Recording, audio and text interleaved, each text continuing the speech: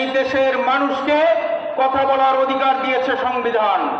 কেন chairman, MP এবং পুলিশকে হাতে পায়ে ধরে আমাদের কথা বলতে হবে? তাহলে দেশে গণতন্ত্র কিসের, মানুষের অধিকার কোথায়? সুতরাং সর্বপ্রথমে দেশের মানুষের অধিকার ফিরিয়ে আনতে হবে।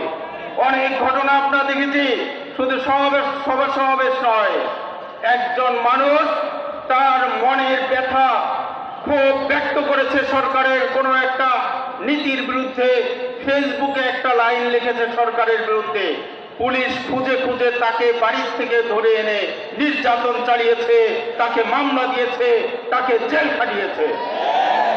এটা কোনো সভ্য দেশ ছিল না এতদিন। গত 15 বছর এদেশের মানুষ অত্যাচার নির্যাতন সহ্য করেছে। আমাদের জনগণের যে আশা আকাঙ্ক্ষার স্থান থাকে বিচারালয়, সেই বিচারালয়ের কথা যদি বলতে হয়, যে এদেশের বিচারাঙ্গনগুলো ছিল আওয়ামী লীগের বৈঠকখানা।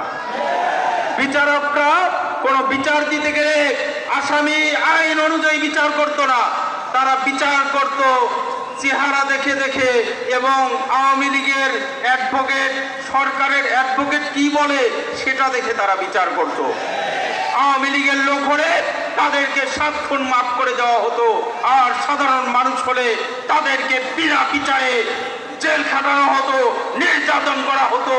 আয়না ঘর এবং ডিবি অফিসে এগুলোর এখনো পর্যন্ত প্রমাণ রয়ে গেছে।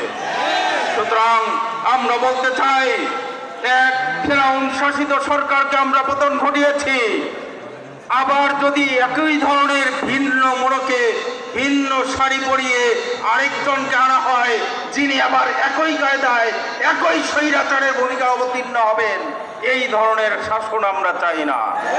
এই দেশের মানুষ সত্যিকার অর্থে শান্তি চায়।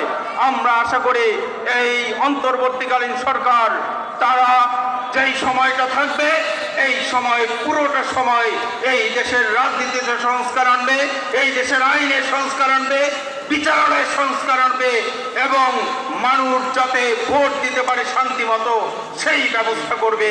এরকম একটি সুন্দর বাংলাদেশ আমরা চাই, যেখানে জনগণ তাদের প্রতিনিধি নির্বাচন করবে এবং সেই প্রতিনিধিরা তাদের নিজেদের আখের গোছাবে না, তারা এই দেশের জনগণের জন্য, এই দেশের মাটি মানুষের জন্য কাজ করবে এবং এই দেশের সংখ্যাগরিষ্ঠ মুসলমানদের পক্ষে কাজ করবে।